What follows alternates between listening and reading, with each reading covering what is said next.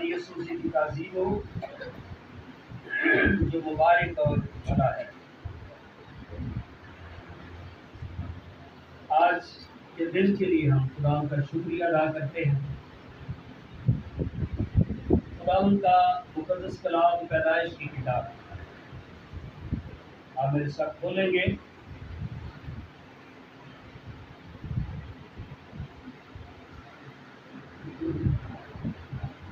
पैदाइश और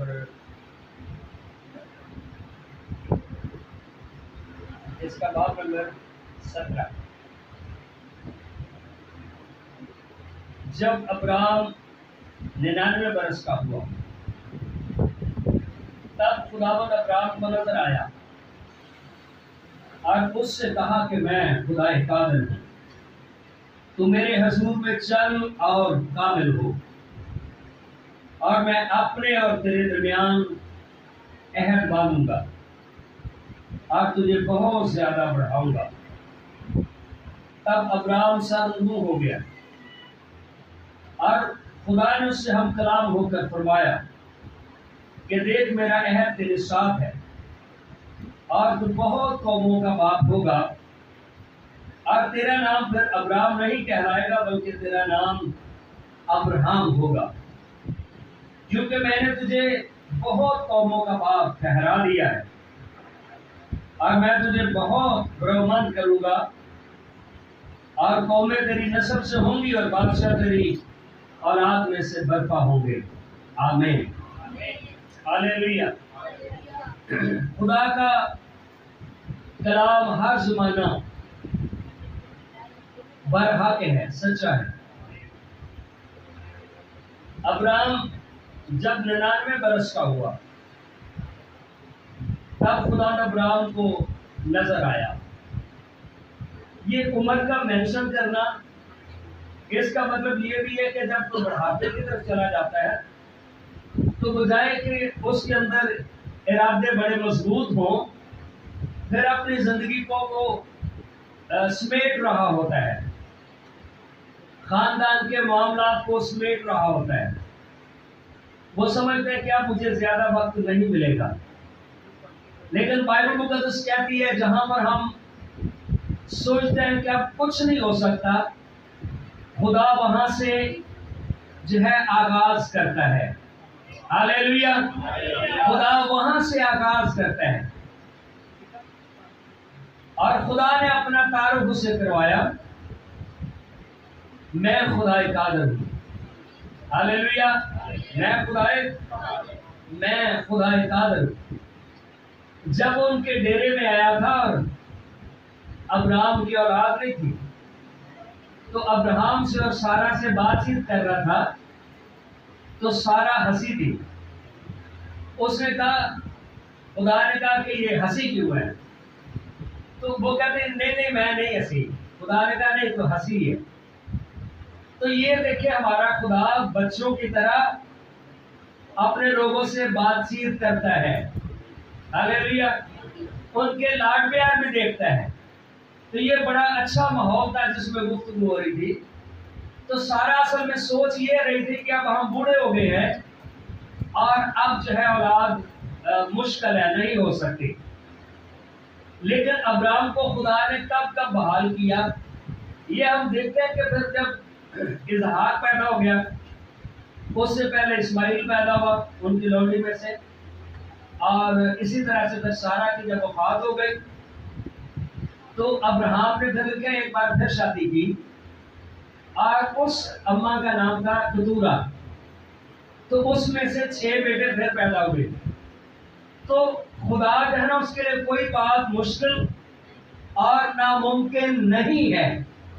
तो खुदा अब्राहम को कहता है कि मैं खुदाए कादिर हूं, यानी आप जिंदगी के किसी हिस्से में भी हैं, मैं आपको बहाल कर सकता हूं, मैं आपको नया जोर दे सकता हूं, मैं आपकी कमजोरियां दूर कर सकता हूं, मैं आपको सरफराज कर सकता हूं जब आप सोचते हैं कि अब कुछ नहीं हो सकता। हालेलुया।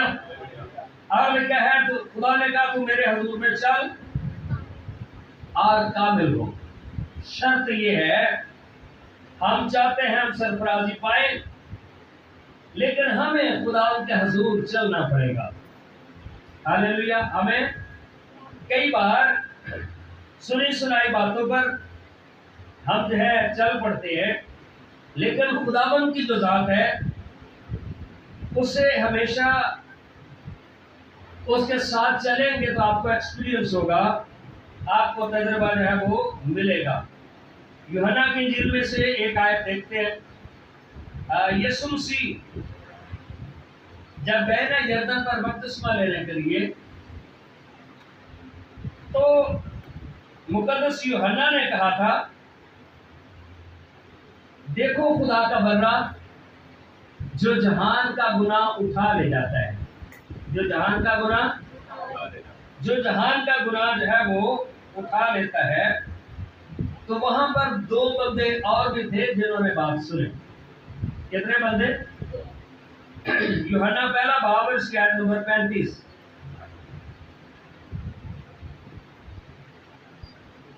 लिखा है, दूसरे दिन फिर यूहन्ना और उसके शागिर्दों में से दो शख्स खड़े थे। हाँ जी, दो शख्स। उसने यीशु पर जो जा रहा था निगाह करके कहा, देखो ये खुदा का बर्रा है। किसने कहा भाई? यूहन्ना ने। देखो ये खुदा का बर्रा है जो सारे जहान के लिए कुर्बान होगा। वो दोनों शागिर्द उसको ये कहते सुनकर यीशु के पीछे हो लिए। हाँ जी, किसके पीछे हो लिए? यीशु ने फिर कर उन्हें पीछे आते देखकर उनसे कहा, तुम क्या ढूंढते हो? हाँ जी, क्या सवाल किया? तुम क्या ढूंढते हो? लेकिन मेरे बहन भाइयों, बहुत सारे लोग बरकत पाना चाहते हैं, लेकिन वो ढूंढते नहीं है बरकत को। वो कहते हैं बगैर ढूंढे हमें सारा कुछ मिल जाए। यीशु ने कहा, क्या ढूंढते हो? उन्होंने से कहा, ए रब्बी, यानी ए उस्ताद, तू कहाँ रहता है? हाँ जी, तू कहाँ रहता है? इसका मतलब है कि यीशु के पीछे चलने के लिए उनके अंदर जुस्तजू कितनी है। हाँ जी, उनके अंदर जुस्तजू कितनी है। जहां जहां पर जिसकी जुस्तजू है, उसे एक बार नंबर का पता चले, बाकी नंबर वो याद रखता है। और अगर कहीं पर किसी की दिलचस्पी नहीं है, फिर उससे बात भी कर ली है ना उसने। कई बार होता है कोई बंदा मिलता है तो वो कहता है सर फिर चलो फोन करते रहो। अगर दिलचस्पी नहीं है तो नंबर उसका कोई नोट करता है नहीं। थोड़ी सी दिलचस्पी हो तो कहता है चलो मिस कॉल दे देना अपने नंबर से ताकि नंबर आ जाए। लेकिन अगर दिलचस्पी नहीं है तो फिर लोग भी रस्मी सा जवाब देते हैं। कभी भी आते जाते आए हमारी तरफ भी, वो कहता है हाँ जी कदे आए तो लगेगा चक्कर। ना तूने एड्रेस पूछा है, ना तूने नंबर लिया, तो वहां पे जाएगा तो कैसे मुलाकात होगी? यहां पर देखें, जब उन्होंने सुना अपने उस्ताद से, मुकद्दस यूहन्ना से, देखो ये खुदा का बर्रा है जो इंसान की निजात के लिए खुदा ने वादा किया है। एक कामिल कुर्बानी होगी जिसके वसीला से जहान निजात पाएगा। उन्होंने गौर किया, उनके दिल की आंखें रोशन हुई, उन्होंने तवज्जो की और उन्होंने कहा, उस्ताद तू कहाँ रहता है? हाँ जी, उस्ताद का जवाब क्या था? उसने उनसे कहा, चलो देख लोगे। ऐठो मैं भी नहीं दाता कि मकान नंबर कितने है, गली नंबर कितनी है। चलो और मेरे साथ चल के देखो और फिर पता चल जाएगा कि मैं कहां पर रहता हूं। जब तक यीशु के साथ हम चलना नहीं शुरू करते, तब तक कैसे हम जान सकते हैं कि यीशु कौन है, यीशु कहां रहता है, यीशु का मिजाज कैसा है, यीशु का तर्ज जिंदगी कैसा है? ये है चलना, साथ चलना। यीशु कहाँ रहता था वैसे? जहां पर मुकद्दस यूहन्ना बपतिस्मा देता था, उससे कुछ आगे वहां पर दरिया यरदन पर यीशु ने एक खैमा लगाया हुआ था। क्या लगाया हुआ था? जहां पर यीशु से आके बैठता था, एक झुग्गी टाइप, और किसी से बात करनी है वहां पर, या सारा दिन तो नहीं बंदा खड़ा रह सकता, वहां पे बैठ जाते और उनके साथ बातचीत करते थे। यीशु से ने कहा था, लोमड़ियों के भट्ट होते हैं और हवा के परिंदों के घोंसले, लेकिन इब्ने आदम के लिए सर धरने की भी जगह नहीं है। लोमड़ी कौन है? हेरोदिस। लोमड़ी कौन है? चालाक शख्स। मजूसियों से उसने क्या बात की थी? हाँ जी, याद है? अगर वो बादशाह जो पैदा हुआ तुम्हें मिले तो मुझे भी आके बताना। हाँ जी, आगे, कि मैं भी उसे सजदा करूं। सजदा करना उसका मतलब नहीं था, मतलब उसका ये था कि मैं उसको कत्ल करवा दूं। चूंकि हेरोदिस कानूनी तौर पर यहूदियों का बादशाह नहीं था, वो अदूमी नस्ल से था, ईसाऊ की नस्ल से था, और वो तख्त का वारिस नहीं था, वो तो जबरदस्ती तख्त पर जो है काबिज हुआ था। फिर उसके ऊपर हुकूमत आ गई रोमियों की। तो रोमियों ने कहा अच्छा, उसने कहा भी असली तो मैं भी नहीं हूँ, लेकिन मैं भी कब्जा करके बैठा हूँ, मैं तुम्हारे साथ ही, इनका खैर का मैं भी नहीं हूँ। उन्होंने कहा अच्छा, काम का बंदा है तू भी रह, लेकिन मानेगा तो हमारी। तो हेरोदेस के ऊपर हुकूमत की आ गई रोमियों की। रोमियों का जो कौमी निशान है वो है उकाब, बाज, ईगल। तो यीशु से ने कहा, वाह यार, देखो मैं बादशाह हूं, लोमड़ियों के भट्ट हैं। लोमड़ी यानी जो चालाक है, हेरोदिस, उसके पास महल है, और हवा के परिंदों यानी जो रोमन्स हैं उनके पास भी घोंसले हैं, रहने की जगह है। लेकिन इब्ने आदम के लिए, यीशु मसीह के लिए, ना लोगों के दिलों में जगह है, ना लोगों के घरों में जगह है, हालांकि वही निजात देहिंदा है। तो यीशु ने कहा चलो देख लोगे। ये पास्टरोस कैसा था भाई? यीशु का पास्टरोस है किस तरह था?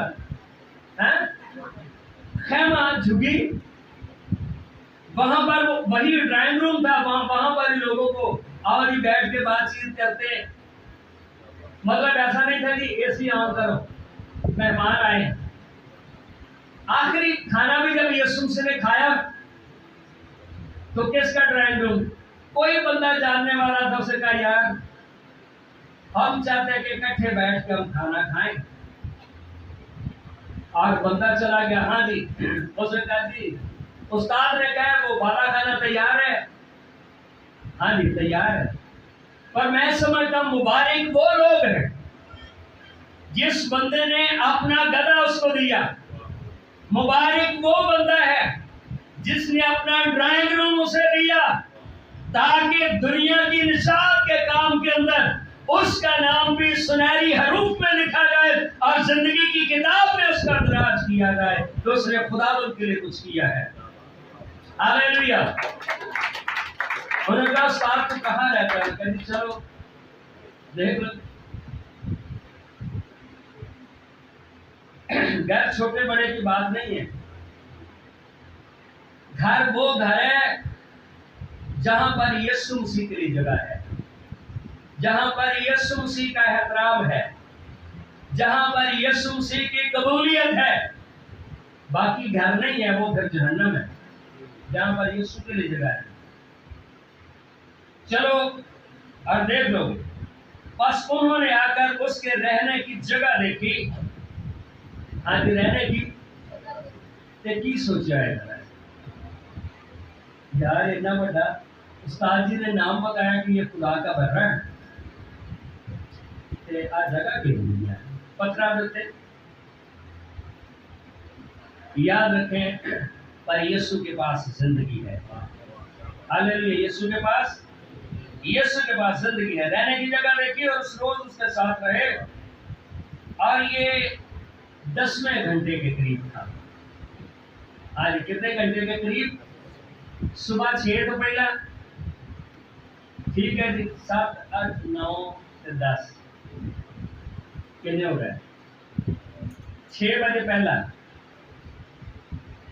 ये तकरीबन 4 शाम का टाइम बनता है, ठीक है, 10वें घंटे के करीब था। और उन दोनों में से जो यूहन्ना की बात सुनकर यीशु के पीछे हो लिए थे, एक शमौन पतरस का भाई इंद्रियास था। हाँ जी, एक कौन था? शमौन पतरस का भाई।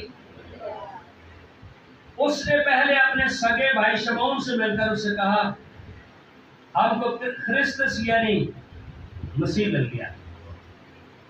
सो पहले मुकद्दस इंद्रियास शागिर्द किसका था? यूहन्ना बपतिस्मा देने वाले का। तो यूहन्ना ने कहा था, देखो ये खुदा का बंदा है। पर मैं समझना कि यूहन्ना में नाराज नहीं होया, मैं तेरा मेंबर दे दूंगा, और ये सुना बेटी के बैठ था मेरा मेंबर तो लेके। असल में वो समझते थे कि ये एक ही खुदा का काम है। हालेलुया, ये एक ही बाप का काम है। और मुकद्दस यूहन्ना को जिंदा कितने दे रहा? 1.5 साल सिर्फ मुकद्दस यूहन्ना ने मनादी की है। कितना? 1.5 साल मुकद्दस यूहन्ना ने मनादी की है। इधर करने वाले भी जिंदगी लगा देते हैं और सुनने वाले भी, लेकिन एंड तक भी सीधे कर देते साल हर साल। और मुझे यीशु के पास लाया। दूसरे बंदे का नाम नहीं लिखा गया कि दूसरा बंदा कौन है। क्यों? दूसरा बंदा कौन होता है? दूसरा बंदा वो है जिसने ये किताब लिखी है। मुकद्दस यूहन्ना जो यीशु का शागिर्द है, उसने अपना नाम ही नहीं लिखा। उसने अपना शादी तक में जो बेटा जी खानदान का मेरा नाम लिखा है, अपना नाम ने आप ही नहीं लिखा। लेकिन 2 जब बंदे थे तो यूहन्ना है और एक क्या है? इंद्रियास है। बात हम ये कर रहे हैं कि उसके साथ चलें, उसके रहने की जगह देखें, उसके साथ रफाकत रखें और फिर उससे बरकतों के बारिश हो।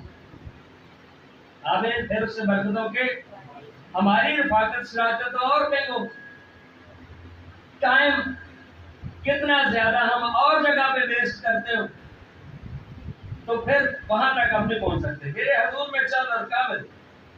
ज़बूर नंबर 105 में यूसुफ के बारे में लिखा है। आइए इसको देखते हैं, फिर हम यहाँ पे आ गए।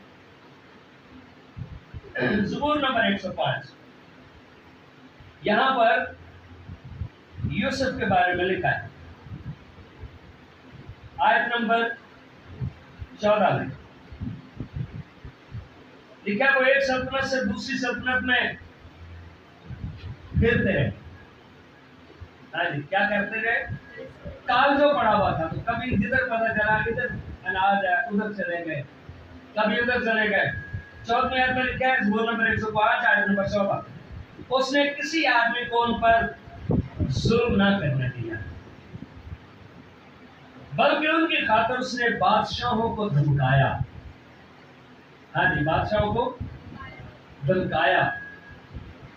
पता कैसे धमकाया? अब्राहम की अगर हम बात लें, ये तो हम यूसुफ पे अभी बात कर रहे हैं। अब्राहम जहां पर गया तो वहां का बादशाह था अबीमेलेक। तो वो समझे कि सारा बुढ़ापे में भी बड़ी खूबसूरत थी। उन्होंने पूछा भी ये कौन है? उसने कहा ये मेरी बहन है।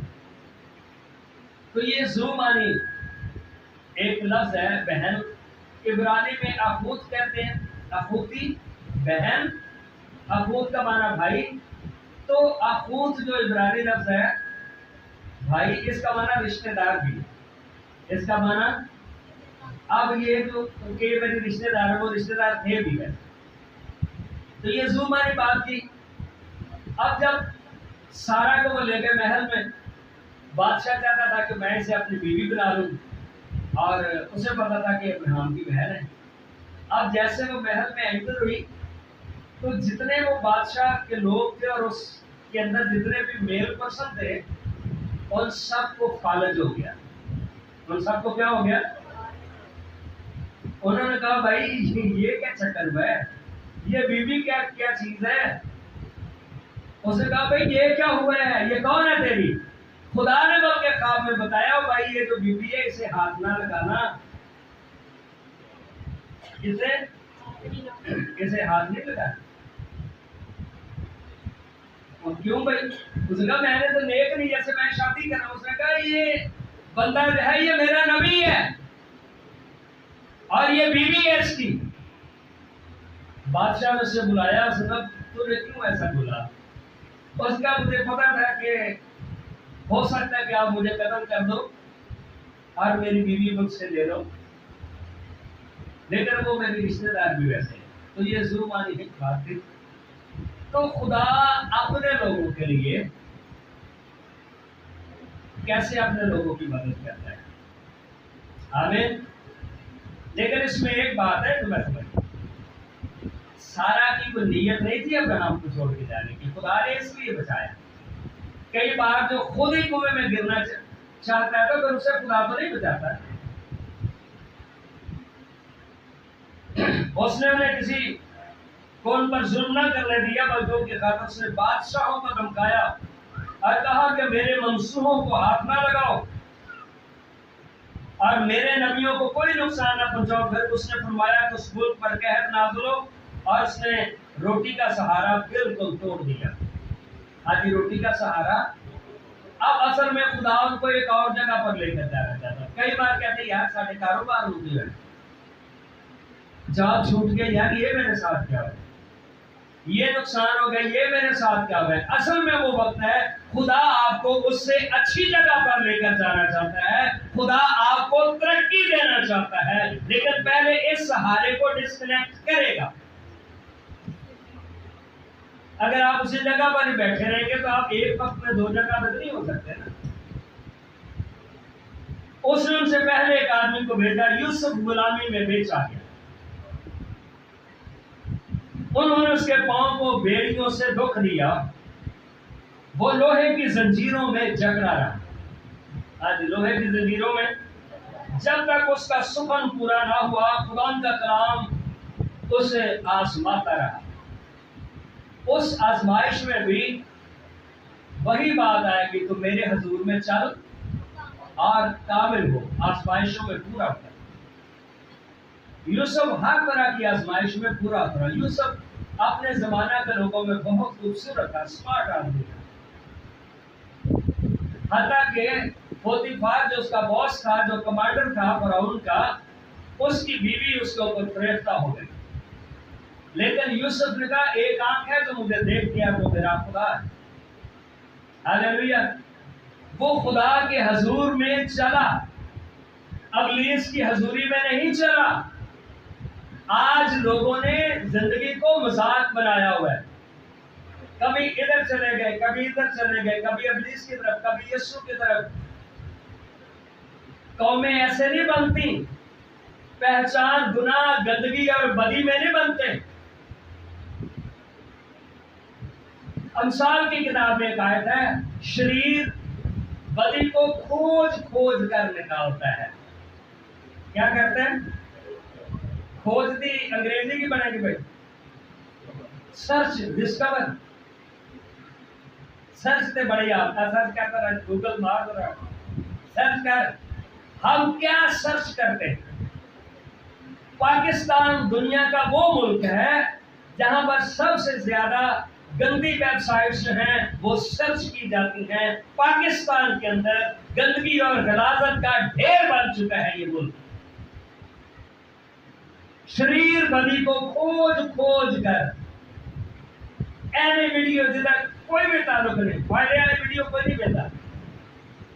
कई देखे ऐसी वीडियोस भी हैं जहाँ पे डॉक्टर आके बताते हैं जोड़ों के दर्दों के लिए, शुगर के लिए, ब्लड प्रेशर के लिए आप ये खुराक खाएं, ये खाएं, घर की चीजों के मुफ्त को उनके पास फार्मूले बताते हैं। वो वाली वीडियो हो गया भैया स्क्रॉल आ गई, सारा जमाना देर तक अब वो मोबाइल ना ना आके भी छाड़ दे हो बैटरी खत्म हो कहीं दो दो उधर वाला जाना बात चला शरीर बदी को खोज खोज कर निकालता है और वेखा आगे किए और वेखा आगे किए यूसुफ के हर चीज उसके आसपास है लेकिन उसकी निगाह अपने खुदाबंद पर है उसकी निगाह यूसुफ कितना खूबसूरत था ये बाइबल के अंदर तो लिखा ये स्टोरी तो इस्लामिक बुक्स में लिखा कि एक बार वो जुलेखा थी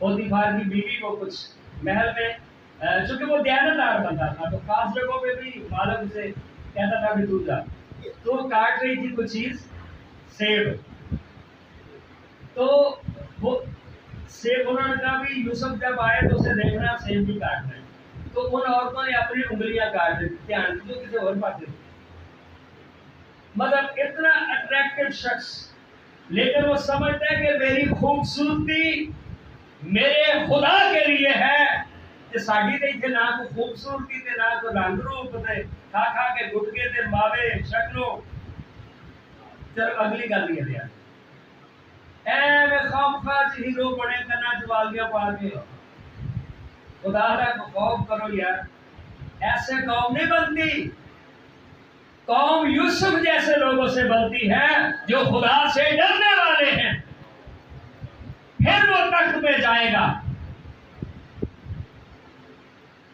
पाकीज़गी का म्यार है बादशाह ने हुक्म भेजकर उसे छुड़ाया हाँ कौमों के फरमारवाने उसे आजाद किया उसने उसको अपने घर का मुख्तार दे दे यूसुफ भी आजकल के लोगों की तरह होता बहुत ही थोड़ी सी चोरी की थी बोतल से उतर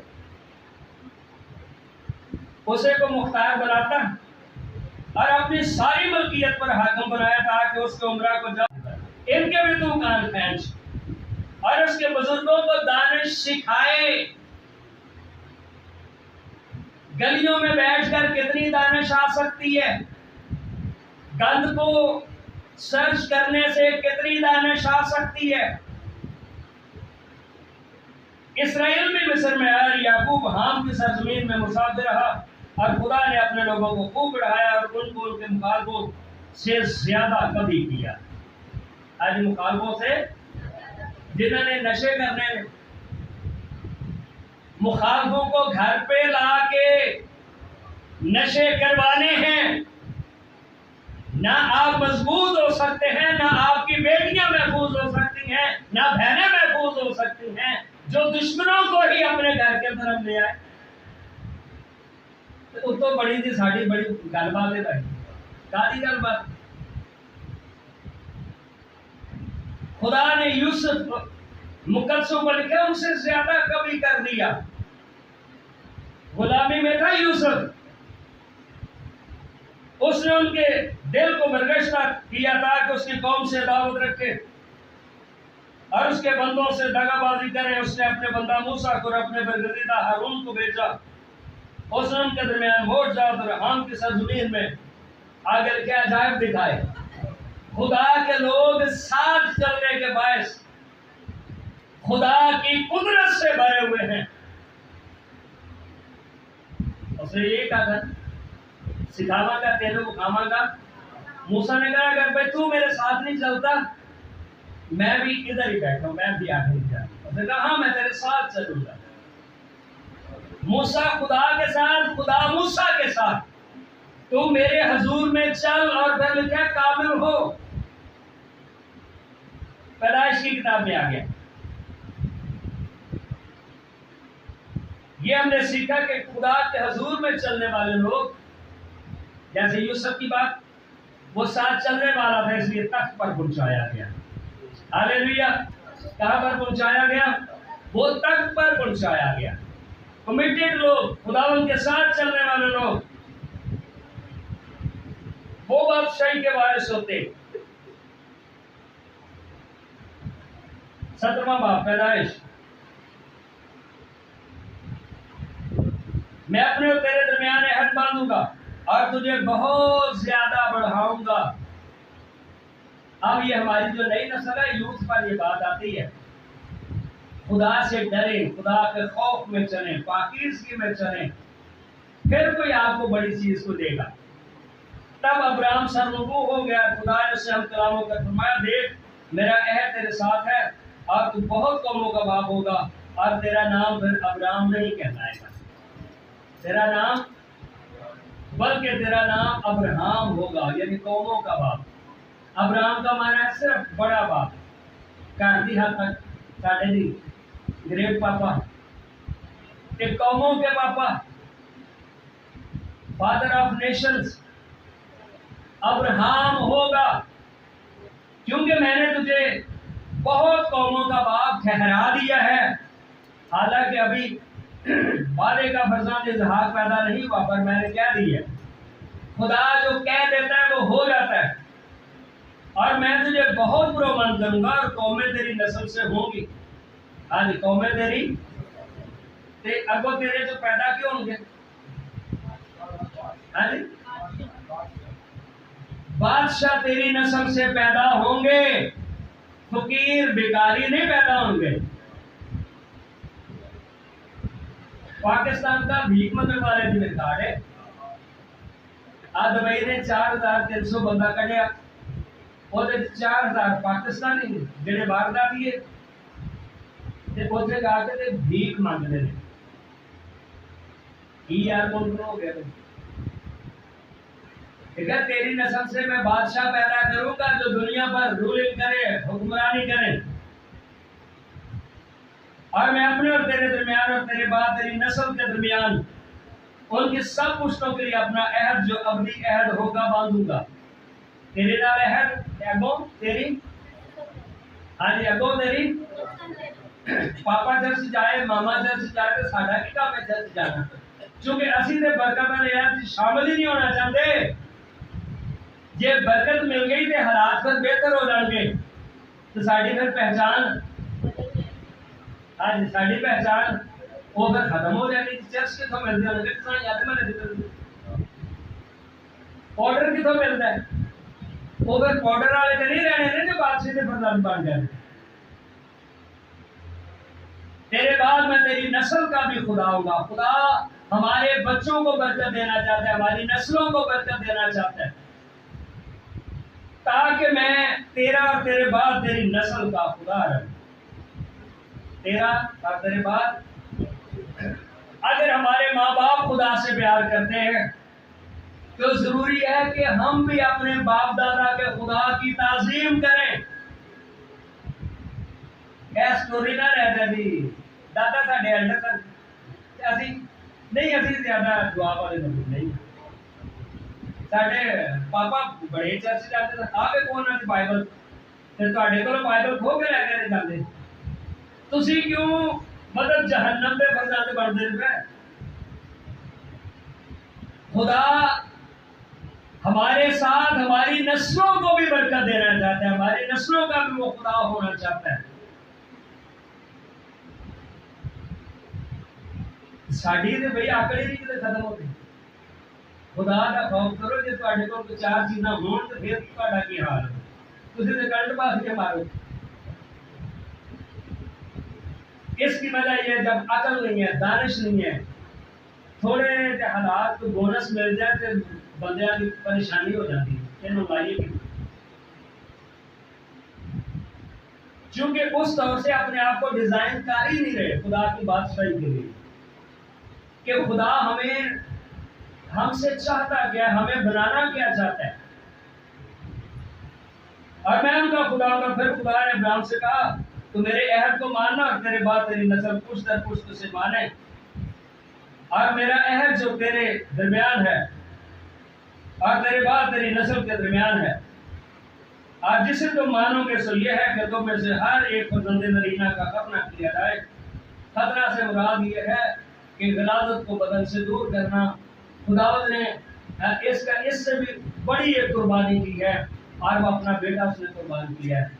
यीशु के लहू के साथ अहद बांधा गया है कि मैं तुम्हारे बाद तुम्हारी नस्लों का भी खुदा होगा। तेरे नस्ल काबू ना हो, ये मतलब वो बरकत पाने नहीं चाहते। फिर इस दुनिया के अंदर खजल खुआरी है, बरकत वाली बात हुई। खुदा आपके साथ हो।